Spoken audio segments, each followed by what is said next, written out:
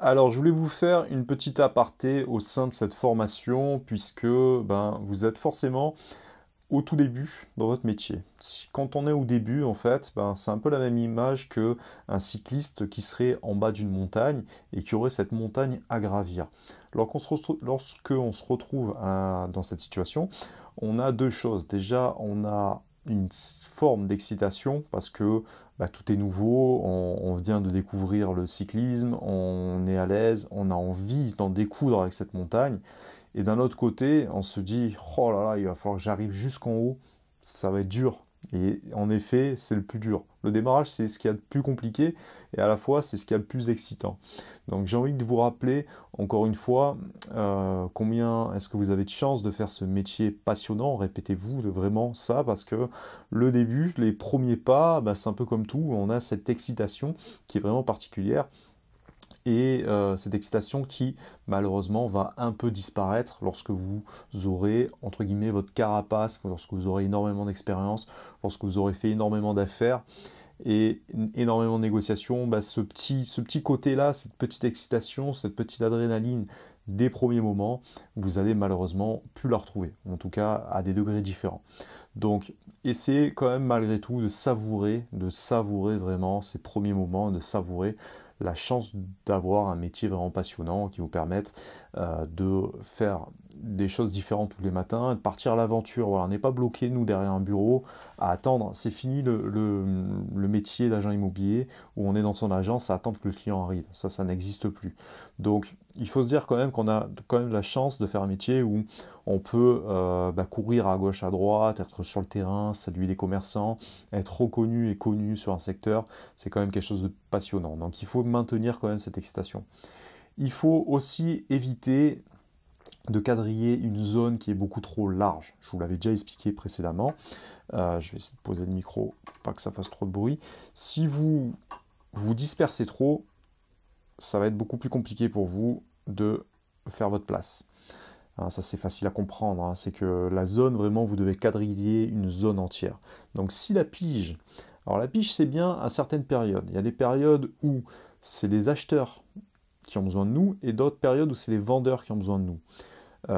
Lorsqu'il y a très peu de biens sur le marché, lorsqu'on est en pénurie de biens, ça double tranchant. On doit à la fois faire de la pige pour essayer de retrouver un stock, et d'un autre côté, les gens, ils sont un peu serrés de nous voir, de nous entendre, et vous allez être mal accueillis, dans tous les cas. Donc il faut en faire malgré tout, mais il n'y a pas que ça. Si vous n'aimez pas la pige, vous pouvez quand même devenir un excellent agent immobilier malgré tout.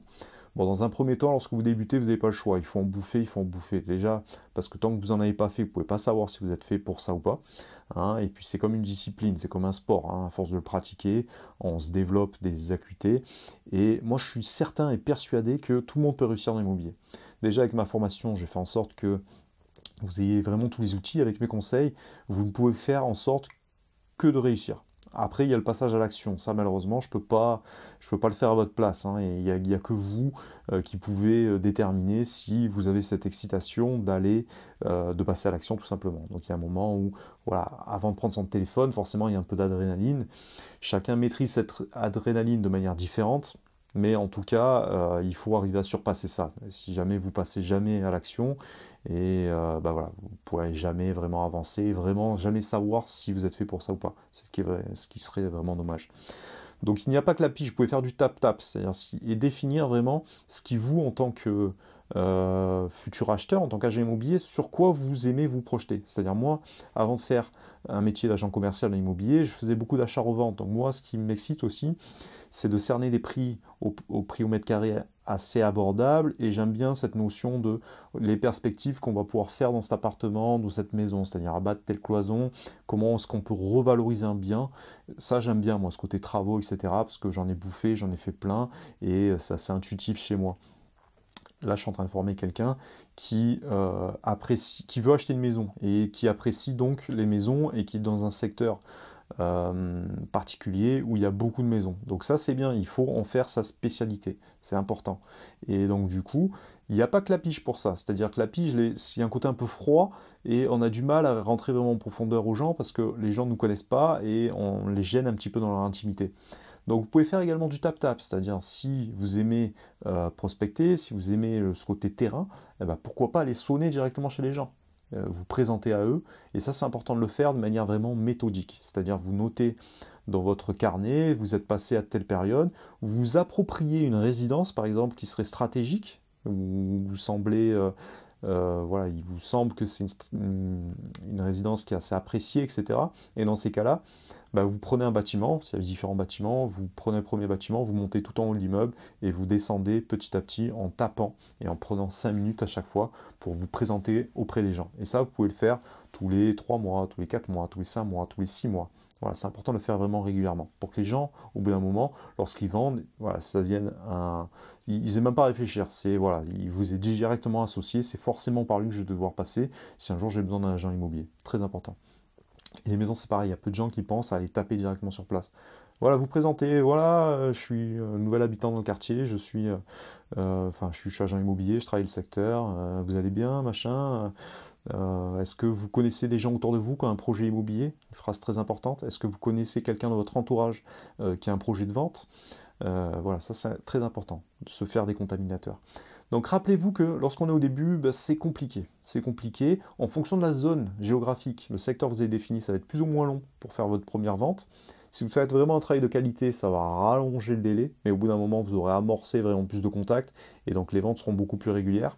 Si vous avez un secteur plus populaire, le délai va se raccourcir, parce que les gens vont beaucoup plus avoir besoin de vous, ce sera plus simple de rentrer les mandats, et donc plus vous avez de stock, plus vous serez susceptible de vendre des biens rapidement. Donc je vous conseille, moi, personnellement, de jongler avec deux secteurs. Un secteur quali, un truc un peu haut de gamme, ce qui vous fait un peu rêver, et un truc qui vous ennuie un peu, un secteur plus populaire, mais sur lequel vous serez plus sur des investisseurs. Les investisseurs, ils chipotent pas. Si le bien, il est intéressant, prix au mètre carré, en termes de rentabilité, en termes de pourcentage de renta, voilà, il se positionne direct. Et il sait comment ça marche, c'est son métier. Il se positionne plusieurs fois par an. Donc même si le bien il rentre un peu plus cher, il ne va pas hésiter à faire des offres beaucoup plus basses. Et vous, ça vous permettra donc de faire un décrassage, de travailler un petit peu votre vendeur pour essayer de lui faire entendre raison sur le prix. Et pourquoi pas, si vous arrivez à être confronté à des acheteurs qui ont des paiements comptants, etc., ça sera beaucoup plus simple pour vous de faire accepter des offres, même si elles sont un peu déconnectées de votre mandat de vente. Donc ça, c'est à garder à l'esprit. Donc gardez un peu cette excitation, gardez cette motivation. Rappelez-vous que tout est une histoire de mindset, tout est une histoire de psychologie. On dit que dans une vente, c'est le dernier qui a parlé qui fait l'affaire. Donc retenez qu'il y a différents aussi de manières de procéder. Moi j'ai mon associé par exemple, c'est quelqu'un qui parle beaucoup, qui raconte, voilà, qui a tendance à beaucoup meubler, elle parle beaucoup à un débit, à un très bon sens du relationnel, et elle donne beaucoup d'informations, beaucoup d'informations. Ça c'est bien, c'est très bien, parce que ça permet de louer une confiance avec tout le monde, elle s'entend vraiment bien avec tout le monde a dans la poche. Par contre, quand on donne trop d'informations, parfois, quand on est fatigué ou autre, il y a des informations qui nous échappent. Ils sortent toutes seules. Et là, parfois, ça peut se retourner contre vous. Donc faites attention de ne pas trop en dire si vous avez ce caractère, cette personnalité un peu volubile. D'un autre côté, moi je suis plus réservé et je ne donne que les bonnes informations. Voilà, j'ai un impact sur chaque mot qui sont appuyés. Par contre, voilà, je ne suis pas quelqu'un qui occupe l'espace. Je vais plus l'occuper sur une stature, sur une position, amener un certain sérieux, mais voilà, je ne suis pas quelqu'un qui va raconter ma vie, etc. Et ça c'est bien, mais a fortiori, c'est plus dur de nouer du contact avec les gens. Ça va être un peu plus clivant, entre guillemets. Je vais plus m'entendre avec des gens qui apprécient ce côté-là, vraiment de la maîtrise, etc. D'un autre côté, moi je fais attention vraiment sur les informations que je distille. Ça c'est vraiment très important. Donc il y a des personnalités qui sont différentes, à vous de trouver la personnalité, il n'y a aucune personnalité qui est meilleure que l'autre, c'est un métier d'humain, c'est un métier, voilà, et l'humain fait que il y a des millions de façons de faire ce métier, rappelez-vous ça. Ne perdez jamais confiance en vous, l'aspect psychologique est déterminant, il est extrêmement important dans ce métier. Donc vous devez constamment garder de l'espoir. C'est un métier qui est usant, qui est fatigant, parce qu'il y a des négociations, il y a des moments où vous allez travailler des mois, vous allez croire que ça y est, et au dernier moment, boum, il y a un truc qui va peut-être réduire votre château de sable, donc retenez tant que c'est pas signé, tant que vous n'avez pas... Enfin voilà, jusqu'au bout, c'est jamais joué. Donc c'est un travail de chaque instant, et c'est très important de garder toujours confiance, garder toujours de l'espoir. Moi, je suis passé par des millions de galères dans ma vie, et ça s'est toujours bien fini. Voilà, à chaque fois, voilà, il y a pas, bon, voilà, moi, tant que tu me tues pas, je me relève, donc il n'y a pas de souci, donc je garde l'espoir. Donc retenez que vous, ça sera la même chose. Vous allez passer par des difficultés qui vont vous abattre, qui seront des trucs qui seront que vous pensez être impossible à surmonter, mais on arrive toujours à surmonter les choses. Et c'est ça qu'il faut, c'est vers ça qu'il faut se projeter. Donc si vous avez besoin, entourez-vous de gens positifs autour de vous, faites du sport. Même les arts martiaux, c'est très bien, hein, parce que voilà, euh, il y a un côté martial dans l'immobilier à mon sens, hein, ça reste très personnel, mais pour moi, ça reste quand même une discipline qui a une méthode. Et ce côté martial qui fait que voilà, on se bat et on croit et on a toujours de l'espoir dans voilà, les choses ne sont jamais perdues. Voilà, il y a toujours moyen de se refaire, il faut toujours être positif et ça c'est quelque chose de très important, de garder un très bon mindset. Si vous commencez à être négatif dans vos propos ou dans votre vie tout court, forcément ça va irradier sur votre travail. Donc il faut bannir tout ce qui est petit. C'est-à-dire un petit balcon, une petite visite, j'ai reçu une petite offre. Non, ouais, c'est tout sublimer et être positif. Lorsque vous amenez les choses de manière positive, les gens vont forcément être contaminés par cette positivité et vont avoir envie de s'engager avec vous. Si jamais vous êtes froid, que vous êtes assez négatif sur les choses, bah là, franchement, vous mettez une balle dans le pied, c'est 60% du travail qui est déjà parti en fumée. Donc très important, lorsque vous sentez que vous êtes fatigué, que vous avez un peu moins d'énergie, essayez de vous ressourcer évidemment, essayez de lire le soir, essayez de lire le matin quand vous avez du mal à vous réveiller, c'est très important. Tiens, je viens de recevoir un mail où il y a écrit je vous confirme l'acceptation de l'offre d'un associé qui a reçu une conclusion. C'est très bien, vous voyez, ça c'est des trucs un peu surprenants qu'on n'arrive jamais à anticiper mais qui font toujours du bien. Donc le quotidien est fait de mauvaises nouvelles et de bonnes nouvelles. Ça malheureusement, quel que soit votre niveau, quelle que soit votre expérience, vous ne pouvez rien faire contre ça. Le métier est fait ainsi. Voilà, moi quand on me demande comment tu vas, moi je dis toujours que ça va. Et bon voilà, après on se bat, machin, il y a du bon, il y a du mauvais. Voilà, je peux obtenir une excellente nouvelle et 2 heures après avoir une nouvelle qui est catastrophique. Et inversement, ça va continuer comme ça. C'est mon quotidien qui est fait comme ça. Bon, je reprends mon fil. Le matin, lorsque vous vous levez, essayez de prendre des livres également qui vous inspirent, des biographies de personnes qui ont réussi, des livres sur l'immobilier, hein, il y en a plein, des agents immobiliers qui racontent leur expérience, etc. Personnellement, je n'ai pas encore écrit mon livre, je l'écrirai peut-être un jour. Mais en tout cas, il y a des milliers de livres sur l'immobilier, ils sont tous bons à lire. Voilà. Ils sont pas tous bons, mais ils sont tous bons à lire et vous allez prendre de l'expérience dans chacun. Très important. Donc la lecture, c'est très bien le matin pour se réveiller la tête et le soir également parce que ça apaise. On a besoin de repos après une journée d'excitation à courir dans tous les sens. Donc ça, c'est très important. Deuxième point, il n'y a pas d'ennemi dans l'immobilier. L'ennemi, c'est entre guillemets le particulier qui ne veut pas passer par vous. Il y a des pays où on est obligé de passer par des professionnels, ça je vous l'ai déjà expliqué. C'est pas le cas en France. Donc entre guillemets, l'ennemi, c'est le particulier qui connaît rien à l'immobilier et qui va faire un peu n'importe quoi et qui estime qu'il n'a pas besoin d'un professionnel. Lui, c'est entre guillemets votre ennemi, puisqu'il a une vision de votre métier qui est exécrable et forcément une notion de vous en tant que professionnel qui est très mauvaise aussi. Donc celui-ci, à la limite, on peut à peu près le mépriser. Si vous souhaitez avoir du mépris dans votre vie, c'est plutôt vers lui qu'il faut envoyer des fléchettes là sur votre cible. Vous avez mis dans votre bureau. En fait, pas ça, c'est débile. Mais bref, sinon, au niveau des confrères, on fait tous le même métier et on est tous associés. Ça, c'est important. Donc, travaillez votre relationnel aussi. Là, je viens de vendre l'appartement de ma mère. Elle cherche une vue mer à Marseille. C'est quelque chose d'assez compliqué à trouver, surtout avec une terrasse. Bon, voilà, elle cherche un truc un peu difficile. Donc, qu'est-ce que je lui ai proposé, moi, après avoir vendu son bien? Je lui ai dit, bon, voilà, on va prendre 2 heures, là, et 2 fois par semaine. On va le faire 2 fois, hein, on va pas faire ça toute notre vie non plus. Mais on va faire le tour des agences. Donc, toi, tu vas dire un peu ce que tu recherches. On va créer des alertes au sein des agences. Il se trouve que j'en connais beaucoup, donc bah, c'est sympa de revoir des confrères. Hein. Entre-temps, je laisse moi à chaque fois des cartes de visite, je dis que je suis agent immobilier, donc ça permet de faire un relationnel. Les gens se rappelleront de moi et vont mieux suivre le projet de ma maman si elle se déplace, elle, physiquement, et qu'elle prend le temps d'expliquer aux gens ce qu'ils recherchent. À chaque fois, ils disent qu'ils n'ont pas ça en stock, évidemment, mais c'est un projet sur le long terme, et dans les 6 mois qui viennent, ils vont réussir à trouver. Donc ça, c'est important aussi, également, voilà, de vous déplacer, de parler à vos confrères et parler à vos amis. Il faut parler. Dans tous les cas, il faut parler. Cerner les informations que vous donnez. Donc, il ne faut pas donner des mauvaises informations aux gens, essayez de filtrer un peu les informations que vous donnez, mais communiquez autour de vous, parce que ça va faire un effet boule de neige qui est vraiment très important. Voilà. Au début, si vous avez plus des recherches, vous appelez les gens, vous dites que je suis dans l'immobilier, etc., que les gens ont des recherches particulières, notez-les. Moi, au début, j'ai fait beaucoup de ventes en faisant des intercabinets, en essayant de chercher. C'est plus un métier de chasseur immo, mais ça existe aussi. Chasseur immo, il va chercher un bien, il va avoir des mandats de recherche. Que ce soit le vendeur qui vous mandate, ça sera l'acheteur qui va vous mandater. Et vous pouvez prendre une commission du côté de l'acheteur, hein, c'est possible aussi.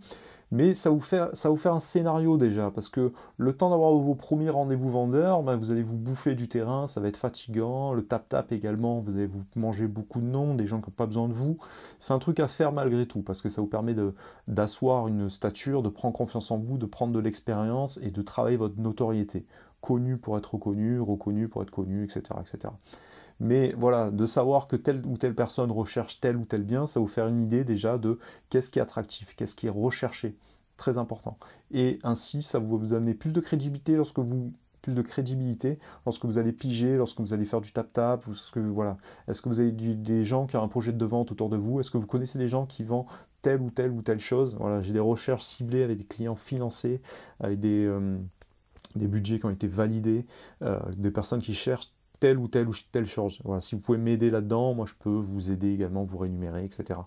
Apporteur d'affaires, etc. Donc n'hésite pas, c'est très urgent. Toujours ramener de l'urgence dans votre projet. Voilà, donc c'est une vidéo un petit peu qui part dans tous les sens, mais pour vous rappeler vraiment les fondamentaux et dans quelle situation psychologique on se trouve au début. Moi, la première année, j'ai quasiment pas gagné d'argent dans l'immobilier. Ça, c'est un truc qu'il faut vraiment se mettre dans la tête. Mais malgré tout, la deuxième année, c'était jackpot. Voilà. Pourquoi? Parce que j'ai fait 3 mois dans un premier réseau. J'ai rentré énormément de mandats, mais au bout d'un moment, j'ai eu l'opportunité de rejoindre un réseau de meilleure qualité, donc j'ai quitté ce réseau-là. Enfin, meilleure qualité, en tout cas avec plus de formation. Le premier, j'étais un peu livré dans la nature. Donc les 3 premiers mois, ils m'ont servi à rien. Et j'ai pas gagné d'argent. Ils ont fait des ventes, ils ne les ont pas rétribuées, moi je l'ai su après, bon c'est un milieu de requin, bon tu connais. Mais c'est pas grave, j'ai pris beaucoup d'expérience et j'ai acquis vraiment cette confiance en moi et beaucoup, à magasiner beaucoup d'expérience, beaucoup vraiment. Parce qu'au début quand tu piges toute la journée comme un fou sans formation, que tu prospectes comme un taré et que tu n'as aucun retour, c'est là où tu apprends le plus. Voilà, très important. C'est dans les échecs, c'est dans les épreuves, c'est là-dedans qu'on apprend le plus. C'est pas dans les victoires. Même si ça fait bien quand ça tombe direct. Autant vous allez secouer le bananier, pardon, on m'a appelé, ça a coupé la vidéo, autant vous allez secouer le bananier et vous allez avoir directement des mandats qui vont tomber et vous allez faire votre première vente comme ça. C'est ce que je vous souhaite. Mais retenez que normalement, le processus va être long, ça va être assez long, donc il faut de la patience, très important. Après, j'ai rejoint le réseau, ils m'ont formé, etc. Il s'est passé 3 mois. Au bout de 3 mois, j'ai rentré ma première exclue, je l'ai vendue au bout d'une semaine, de la première visite d'ailleurs, et j'ai encaissé au bout de 3 mois supplémentaires. Donc il s'est presque passé un peu moins d'un an, donc ça a été très long. Ça a été très long. Et j'ai envie de vous dire que en tant qu'agent commercial, personnellement, j'ai monté mon agence, mais je suis toujours agent co, j'ai un contrat, moi, c'est mon associé, c'est ma conjointe qui a la carte professionnelle. Et c'est un métier où, dans tous les cas, eh ben, je survis au quotidien un peu sans argent. Alors, j'ai fait beaucoup de placements immobiliers qui fait que voilà, j'ai quand même des pierres, j'ai un patrimoine, j'ai quand même un bel appartement qui est payé entièrement sans aucun crédit. J'ai acheté des garages, j'ai des rentrées qui rentrent, j'avais des biens sur Airbnb qui tournent. Donc, j'ai des formations, j'ai des sites internet, j'ai des royalties de mes chaînes YouTube qui tombent. J'ai un peu des revenus quand même à gauche à droite qui tombent, mais je ne vis pas moi au quotidien avec mes commissions d'agent immobilier. Je m'explique. C'est-à-dire que moi, je survis avec les revenus passifs que je me suis fait. Donc j'ai de l'argent automatique qui tombe tous les mois, mais très peu. Ça me permet de survivre. Donc ça me donne constamment la dalle. Hein. Je suis avec et mon couteau, t'as compris. Et donc ça me donne faim. Quand tu as trop d'argent, tu retombes dans un certain confort. Et la zone de confort, c'est l'ennemi de l'entrepreneur, c'est l'ennemi du commercial. Donc moi j'ai la dalle tous les jours, je survis avec cet argent, et parfois pendant 2-3 mois j'ai pas de revenus. J'ai pas de revenus de mon métier d'agent immobilier. Pourquoi? Parce qu'après quand ça tombe, là par exemple il y a 2 jours j'ai touché 12 000 euros. Voilà, 12 000 euros. Alors je vais payer quand même, moi je paye des frais à l'État, bon t'as compris, à peu près 18%, je crois, ou 22% actuellement. Mais malgré tout, quand ça tombe, ça fait du bien, hein, tu vois, ça tombe vraiment de manière lourde. Alors qu'est-ce que je fais avec cet argent? Bah, je pourrais le mettre en fonds de roulement, comme une sécurité, mais non, je vais pas faire ça, je vais le réinvestir directement. Voilà, essayer de racheter un nouveau stationnement qui va peut-être pas me rapporter grand-chose, hein, ça serait peut-être plus efficace d'avoir ce fonds de roulement, mais ce stationnement, il va m'offrir par exemple 100 euros par mois à vie. À vie. Donc ça rapporte très peu, mais ça rapporte constamment pendant toute mon existence, même quand je serai à la retraite, je reste bien là. Moi, mon but, c'est de devenir rentier, justement, avec ces passifs. Et quand j'ai l'argent de l'immobilier qui tombe, ça tombe de manière sec, vraiment, boum, la noix de coco qui te tombe sur la tête. Elle t'assomme et tout, mais ouais, t'es content quand même de l'avoir, tu vas pouvoir la manger. Après l'avoir coupée, ça c'est une autre histoire. Ouais, le coupage, on va dire, c'est pour l'État, le reste, le jus, c'est pour toi. Et moi, je te conseille de réinvestir. Et voilà, tout ça pour te dire que c'est un métier où, dans tous les cas, psychologiquement, il faut être puissant. Et c'est un métier où tu es constamment dans l'inconfort. En tout cas, moi, c'est comme ça que je le vois. Tu n'es pas obligé de le faire de cette manière, tu n'es pas obligé d'être agent co. Tu peux te faire salarié au sein d'une structure. Bon, pour moi, l'agent immobilier, c'est celui qui a la dalle et c'est celui qui va au charbon et c'est celui qui, voilà, qui tous les matins remet son titre en jeu, entre guillemets, et qui, voilà, se lève les matins en se disant, voilà, quel business je vais faire, qui est-ce que je vais pouvoir relancer aujourd'hui pour faire avancer ce business, comment est-ce que je vais pouvoir me sortir un peu les doigts pour faire avancer ce truc-là. Pour moi, c'est vraiment ça. Et une fois que tu es passé à travers toutes ces étapes et que au final, tu as la récompense et que les gens sont contents et que les gens te remercient, te mettent des bons avis sur Google, sont contents de ton travail, te recommandent à d'autres personnes, bah là, voilà, tu te dis, j'ai pas fait ça pour rien. Alors certes, moi, personnellement, je suis un peu maso, t'es pas obligé d'être aussi maso que moi, mais c'est dans ces cas-là où je me dis, voilà, c'est vraiment le plus beau métier du monde, il n'y a pas photo. Donc, cette vidéo est faite pour te rappeler ce qu'est ce métier d'agent immobilier. Alors après, il y a plein de branches dedans. Tu peux faire de la loc, oui, voilà, c'est plus régulier. Tu peux être marchand de biens. Je suis en train, moi, de devenir aussi marchand de biens, créer la société. Donc il y a plein d'autres branches. Mais rappelle-toi que notre métier, c'est les montagnes russes. Et il n'y a rien de plus excitant que lorsque bah, tu prends pour la première fois cette montagne russe et essaie de garder constamment, un peu entre guillemets, ton âme d'enfant pour te dire que c'est ces moments-là qui font que ce métier est passionnant, c'est ces moments-là qui sont excitants quand tu commences à te former, et on se forme constamment, donc lorsque tu commences à apprendre les termes techniques, ou tu commences à prendre confiance en toi, essaie de rester constamment dans cette bonne énergie, dans cette bonne vibe, et te mettre un peu une carapace autour de toi, avec une certaine poker face, qui fait que tu vas constamment montrer un sourire aux personnes que tu côtoies pour leur montrer oui ce métier est beau, oui je kiffe faire ce métier, je suis passionné par l'immobilier. Très important. Et c'est constamment de regarder cette vidéo parce que c'est la bonne énergie que tu dois avoir, c'est la bonne énergie que tu dois garder. C'est très dur de garder cette âme d'enfant entre guillemets dans le temps. Mais les meilleures personnes sont celles qui arrivent à le garder même après 40, 50 ans et après avoir tout connu dans la vie, il faut malgré tout réussir à se réimplanter, se réancrer à l'intérieur de toi pour retrouver cette énergie. Parce qu'il n'y a rien de plus puissant que cette énergie. L'énergie de l'excitation de la personne qui se lance pour la première fois, qui est prêt à abattre des montagnes, est beaucoup plus puissante que la personne qui est implantée sur un secteur depuis 40, 50 ans et qui a tout connu et qui a tout vu. Voilà, malgré ce que tu penses, malgré la notoriété que ça amène, la personne qui arrive en Porsche, elle est rien, elle sera pas aussi puissante que la jeune fille qui arrive et qui a envie de croquer le monde et qui a envie qui renverserait tout le monde avec son énergie, ou du jeune homme qui a envie de tout croquer, qui a cette énergie, voilà, reste dans cette énergie. Cette énergie-là, elle est contagieuse, elle est plus puissante que n'importe quoi. Voilà, c'est ce qu'il faut retenir. Et je souhaite que tu gardes cette passion à vie et que tu gardes cette énergie vraiment qui va faire. Avec cette énergie, tu ne peux pas être battu, tout simplement. Tu es invincible. Voilà. Et tu es prêt à. Et tu as envie même d'être confronté à toutes les difficultés du monde. Et c'est ça qu'il faut que, oui, je souhaite. Donne-moi des problèmes. Nous, on résout des problèmes des gens. Voilà. C'est moi, j'aime ça. J'aime les problèmes. Donne-moi les problèmes. Il n'y a pas de problème. Donc c'est un petit résumé, mais je pense que cette vidéo est importante. N'hésite pas à la regarder une nouvelle fois si besoin. Je te donne rendez-vous pour les prochaines vidéos.